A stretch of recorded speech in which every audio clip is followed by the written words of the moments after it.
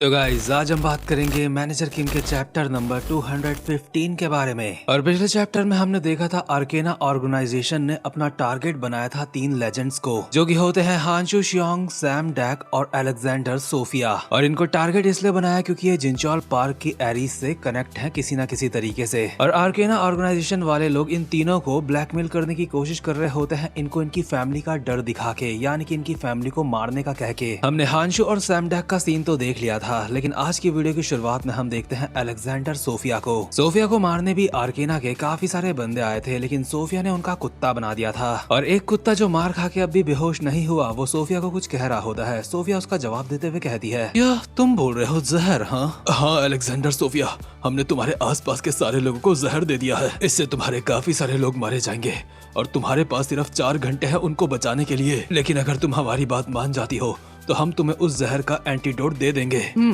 जहर? हाँ तो फिर ठीक है, मुझे तुम्हारी बात मंजूर नहीं। क्या? मैं कुछ समझा नहीं। सबसे पहली बात, मेरे आसपास कोई ऐसा इंसान नहीं बचा जिसे जहर से कोई दिक्कत हो। स्पेशली मेरी ब्लड लाइन के लोगों के लिए ये आइडिया बिल्कुल बेकार है। और दूसरी बात, क्या कहा तुमने? तुम किस चीज के लिए आए हो? तुमने कहा तुम एरीज के लिए आए हो। इसके बाद सीन शिफ्ट होता है और हम पहुंचते हैं हांशु शियोंग वाले सीन में, जहाँ पे रेनी हांशु शियोंग को उसकी फैमिली वालों की फोटो दिखा के धमकी दे रहा होता है। रेनी की बात सुनने के बाद हांशु कहता है, तो तू मुझे बोल रहा है तूने मेरे परिवार को वो जहर दे दिया? हाँ, और उनके पास अब सिर्फ 4 घंटे बाकी है, और अगर मुझे उस जहर का एंटीडोट चाहिए तो मुझे तेरी बात माननी पड़ेगी, है ना? ऑब्वियसली रेनी यही चाहता है और हाँ भी कहता है, लेकिन हांशु रेनी के बिल्कुल मुंह के पास आके कहता है, तो क्या हुआ बे, तू जो उखाड़ सकता है उखाड़ ले। और एक पंच मारता है रेनी की तरफ, जिसे रेनी डॉच कर लेता है और कहता है, शियोंग हांशु, तुम ये गलती कर रहे हो। हम ये पहले ही कंफर्म कर चुके हैं, एरिस का एक अकेला मेडिक सैंटियागो है। वैसे सैंटियागो का एक असिस्टेंट भी हुआ करता था, लेकिन उसने अपनी जॉब काफी पहले छोड़ दी। और अपनी ऐसी बेकार सिचुएशन में तुम मुझे यहाँ पे ये दिखाना चाहते हो कि तुम कितने ज्यादा निडर हो। तुम्हें पता होना चाहिए तुम्हारे लिए भी सबसे ज्यादा जरूरी है। लेकिन हांशु की बात काट के कहता है, तो एरिस की वजह से यहाँ पे आया है ना? अगर ऐसी बात है तो चिंता मत कर। इसके बाद सीन शिफ्ट होता है और हम देखते हैं सैंटियागो चाइना में मैनेजर किम लोगों के पास पहुंच चुका होता है। सैंटियागो यहाँ पे आके बातें करने में बिल्कुल भी टाइम वेस्ट नहीं करता। वो सीधा जमीन में पड़ी कुरोदा हिकारू के पास जाता है और कहता है, तो ठीक है, मुझे शुरुआत मरीज को देखने से शुरू करनी चाहिए। आंखों की पुतलियां दबी हुई हैं, थोड़ा सा खिंचाव भी नजर आ रहा है, सांसें बिल्कुल असामान्य हैं। अगर नॉर्मल आंखों से देखा जाए तो नजर आता है न्यूरोटॉक्सिक एजेंट उसकी ऑक्सीजन सप्लाई के बीच में आ रहा है। क्या ये किसी वेपराइज्ड फॉर्म की चीज के साथ कांटेक्ट में आई थी? नैम कहता है, हमें इस बारे में नहीं पता। सैंटियागो अभी अपना काम कर रहा होता है और करते करते कहता है, ठीक है, मैं ब्लड टेस्ट अभी शुरू करता हूँ। हमें कम से कम 24 अलग अलग एंटी वेनम्स को दोबारा से बनाना होगा ताकि हम इस जहर की एंटीडोट को बना सके। हमारे पास अभी ज्यादा वक्त नहीं है। नैम को तो लग रहा था कि सैंटियागो उससे बात कर रहा है, लेकिन शोंगहो नैम को कहता है, मैनेजर नैम, मुझे नहीं लगता अभी हमें उनसे बात करनी चाहिए। मुझे लगता है इस वक्त उन्होंने ईयरपीस लगा रखे हैं और वो इसाबेला से बात कर रहे हैं जो अभी कंट्री में है। और सैंटियागो की नई असिस्टेंट इसाबेला सच में अभी अपनी लैब में होती है और साथ में उसके 2 बच्चे भी होते हैं। हालांकि ये दोनों बच्चे सच में इसाबेला के हैं या फिर नहीं, ये बात हमें नहीं पता, लेकिन वो अभी सैंटियागो से बात कर रही होती है। ठीक है, जो सिम्टम्स आपने मुझे बताए हैं मैं उसके लिए एग्जैक्ट मेडिसिन तैयार करती हूँ। और वैसे ऐसा होगा तो नहीं, लेकिन अगर कोई और दिक्कत हुई उसके लिए भी मैं कुछ और मेडिसिन तैयार कर देती हूँ। ठीक है इसाबेला, मैं तुमसे माफी चाहता हूँ, तुम अभी काफी ज्यादा बिजी होंगी और मैं तुम्हारी मदद मांग रहा हूँ, लेकिन अब हमें काम पे लगना होगा। इसके बाद सीन शिफ्ट होता है और हम देखते हैं सैम डैक वाला सीन। सैम डैक ने भी अपनी लॉन्ड्री में काफी सारे बंदे मार के गिरा रखे होते हैं, लेकिन एक बंदे को उसने बेहोश नहीं करा होता ताकि उससे कुछ बातें कर सके। सैम डैक कहता है उसे, तुम्हें पता है एरिस एक ऐसी जगह है जहाँ पे दुनिया के सारे अजीब लोग भरे पड़े हैं। वो इतने ज्यादा अजीब हैं कि वो लोग कभी भी साथ नहीं आ सकते थे, लेकिन उसके बावजूद भी वो एक जगह पे इकट्ठे हैं, बिल्कुल चींटियों की तरह। अब तुम्हें समझ आया एरिस कैसी जगह है? इसलिए तूने जो मेरे सामने ऑफर रखा है मैं उसको ठुकराता हूँ, क्योंकि मैं एरिस के सामने अपनी ऐसी इमेज नहीं बनाना चाहता कि हम ये मिशन फेल कर गए। मेरा मतलब तो खुद ही सोच, वहाँ पे गॉड ऑफ वॉर मौजूद है, इसलिए एरिस से पंगा लेना एक बहुत बड़ी बेवकूफी है। इसके बाद सीन शिफ्ट होता है और दूसरे सीन में हम देखते हैं रेनी को, जो हांशु को कहता है, तुम तो हमसे ऐसे खुलेआम दुश्मनी कर रहे हो। क्या एरिस के पास कुछ ऐसा है जो वो हमसे छुपा रही है? क्या एरिस की मेडिकल टीम में कोई ऐसा है जिसको अब तक हम जाने नहीं है? ऑब्वियसली इन आर्केना वालों को इसाबेला के बारे में नहीं पता क्योंकि वो रिटायर हो चुकी है, लेकिन हांशु का दिमाग खराब हो रहा होता है। उसकी पर्सनैलिटी -82% में आ चुकी होती है और वो कहता कहता है, मुझे इस बारे में कुछ नहीं पता,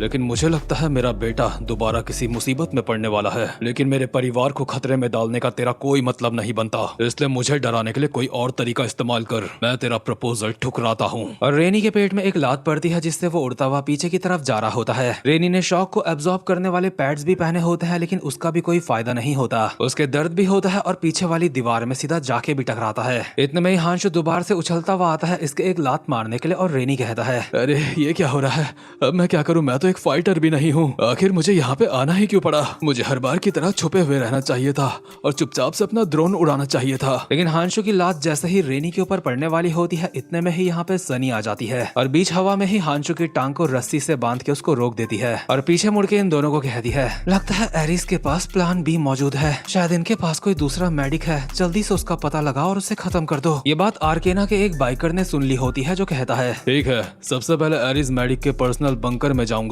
मैंने उनकी लोकेशन को हैक कर लिया है और वहाँ पे जल्दी ही पहुंचूंगा। और ये जो बाइक वाला बंदा होता है ये होता है एस्केप एजेंट, जिसका नाम है ड्रिजील, मतलब कि भागने वागने के मामले में ये काफी बेहतर है। इसके अगले सीन में एल्बर्ट जिंचॉल को बताते हुए कहता है, लगता है हमारे आसपास के लोगों को उन्होंने जहर देने की कोशिश करी है, लेकिन किस्मत अच्छी है, सैंटियागो जल्दी ही एंटीडोट बना देगा। इसाबेला भी बिना किसी प्रॉब्लम के अपना काम कर रही है, लेकिन अभी सबसे बड़ी चिंता करने वाली बात जो हमारे लिए है वो ये है, अब तक हमारे दुश्मन 3 बार कोशिश कर चुके हैं इसाबेला की लोकेशन पता लगाने के लिए। हमारी तरह दुश्मन भी काफी ज्यादा सतर्क है, हमें जल्दी से कुछ करना होगा। जिंचॉल पार्क कहता है, ठीक है, तो फैसला हो गया है कि हम मदद कहाँ पे भेजेंगे। जियोंग टेयांग और हमारा नया बंदा, उन्हें इसाबेला के पास भेजो। जियोंग टेयांग तो अपने काम पे लग भी गया होता है, लेकिन इसाबेला की तरफ जाते हुए उसे रास्ते में ड्रिजील दिखाई देता है, इसलिए वो अपनी टीम को मैसेज देते हुए कहता है, मैं जियोंग टेयांग बात कर रहा हूँ, मुझे एक सस्पिशियस सा बंदा दिखाई दिया है। ठीक है, उसे फौरन रोक दो। इतने में ड्रिजील के आगे से एक बड़ी सी गाड़ी आ रही होती है और उसके अंदर जो बैठा होता है कहता है, ठीक है,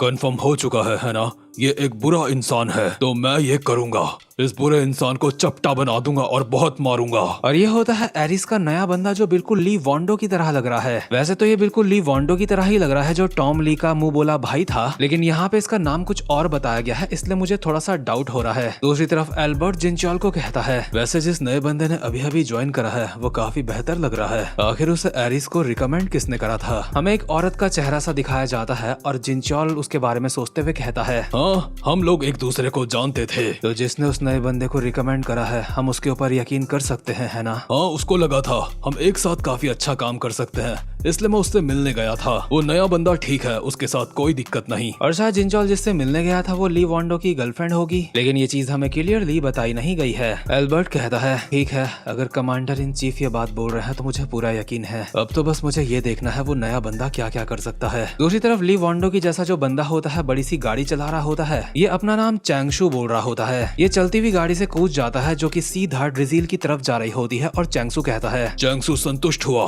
काम करने की संतुष्टि सबसे ज्यादा बेस्ट है। ड्रिजील भी बाइक से कूद जाता है, नहीं तो वो मर जाता। और जैसे ही गाड़ी बाइक के पास पहुंचती है तो गाड़ी में एक जो बॉम्ब लगा होता है वो ब्लास्ट हो जाता है। हालांकि ड्रिजील को कोई नुकसान नहीं पहुंचा, लेकिन हमें चैंगसू की आवाज आती है, मेरे लिए ये सम्मान की बात है उस दुनिया के अंदर छलांग लगाना जिसके अंदर कोई डर नहीं है, एक ऐसे एक्शन की दुनिया जिसका कोई भी अंत नहीं है। मैं हमेशा से इस तरह की दुनिया में खेलना चाहता था। चैंगसू कामयाब हुआ, चैंगसू अब हमला कर रहा है। अचानक से चैंगसू आग के पीछे से कूदता हुआ ड्रिजील के सामने आता है, उसकी ठुड्डी में एक खतरनाक सा मुक्का मारता है और उसका सर पकड़ के उसको जमीन में चिपका के कहता है, ठीक है, तो काम पूरा हुआ। और यार ये चैंगसू मुझे साफ लग रहा है कि ली वॉन्डो ही है जो अपनी नई पहचान बनाना चाह रहा है और ये कानूनी तौर पे अब लोगों को मार सकता है, इस बात की इसे काफी ज्यादा खुशी हो रही है। लेकिन जो अभी अभी मैंने ये बात कही ये मेरा अपना मानना है, मानवा में इस बारे में नहीं बताया गया। तो खैर एरिस क्लब चीजें धीरे धीरे करके ठीक हो रही होती है। सैंटियागो ने अपना काम स्टार्ट कर दिया होता है, उसका ट्रीटमेंट चल रहा होता है और इसाबेला कोरिया में ही रह के एंटीडोट बना रही होती है जो कि सैंटियागो की कमी को पूरा करने का काम कर रही होती है। और कोरिया में इसाबेला ही अभी वो है जिसको आर्केना वाले टारगेट कर रहे हैं, क्योंकि अभी इसाबेला अगर वहाँ पे नहीं हुई, इसाबेला को अगर निपटा दिया गया तो एरिस खत्म। वैसे एरिस खत्म तो नहीं होगी, लेकिन एरिस के काफी सारे लोग मारे जा सकते हैं जहर से। इसलिए टेयांग, जियोंग और चैंगशू उसकी रक्षा कर रहे होते हैं, यानी कि इसाबेला की। लेकिन जिंचॉल पार्क इस बात को भी इग्नोर नहीं कर सकता कि हांशू, सैम डैक और अलेक्जेंडर सोफिया को टारगेट किया जा रहा है। और एल्बर्ट इन्हीं तीनों के बारे में खबर देते हुए जिंचॉल को कहता है, लगता है लॉन्ड्री में और जो सोफिया के वहाँ पे पंगे चल रहे थे वो खत्म हो चुके हैं, लेकिन हांशू, शियोंग अब भी लड़ रहे हैं। उन तीनों की ही फाइटिंग पावर काफी ज्यादा खतरनाक है।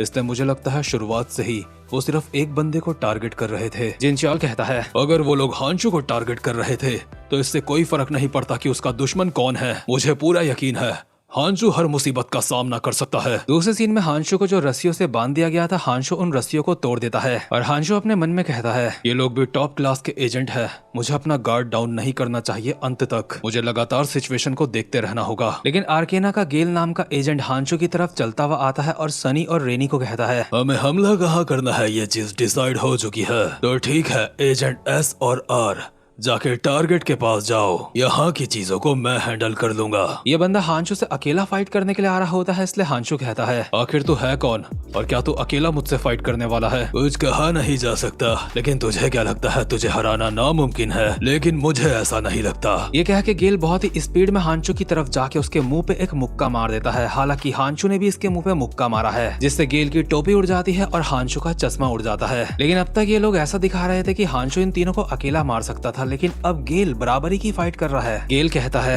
अब तक हमें कहा गया था तुझे जान से नहीं मारना है, हमें कहा गया था तुझे शांति से मनाना है, लेकिन वो बिल्कुल बेकार रहा। और इसी के साथ हांशु की कमर में भी एक लात पड़ती है और गेल हांशु को कहता है तो अब बता क्या तू देखना चाहता है कि मैं तेरे मास्टर से ज्यादा ताकतवर हूँ या फिर नहीं? मैं बात कर रहा हूँ तेरे मास्टर कानेहारा कोता की। हांशु के मुंह से हल्का सा खून निकल रहा होता है और कहता है क्या आखिर तू ये क्या बोल रहा है? और तू भला मेरे मास्टर से कब मिला? मैं उससे मिल चुका हूँ क्योंकि जिस इंसान ने तेरे मास्टर को जान से मारा है वो मैं ही हूँ। और सच में हांशु के लिए ये बहुत ही ज्यादा हैरानी वाली बात होती है कि उसके मास्टर का हत्यारा यहाँ पे उसे ऐसे मिल जाएगा। लेकिन उससे भी ज्यादा जरूरी बात ये गेल नाम का बंदा हांशु के मास्टर का हत्यारा है। इसका मतलब ये बंदा बहुत ही ज्यादा खतरनाक लेवल पे है, क्योंकि हांशु के मास्टर को जो मार दे वो इंसान नहीं हो सकता, वो दरिंदा ही होगा। तो खैर गाइस, बूम बाम का लेवल बहुत ज्यादा बढ़ चुका है। उम्मीद करता हूँ कि आपको आज की वीडियो अच्छी लगी हो, इसलिए वीडियो को लाइक और चैनल को सब्सक्राइब जरूर से कर लेना। अब मैं मिलूंगा आपसे अपनी नेक्स्ट वीडियो में, तब तक के लिए गुड बाय।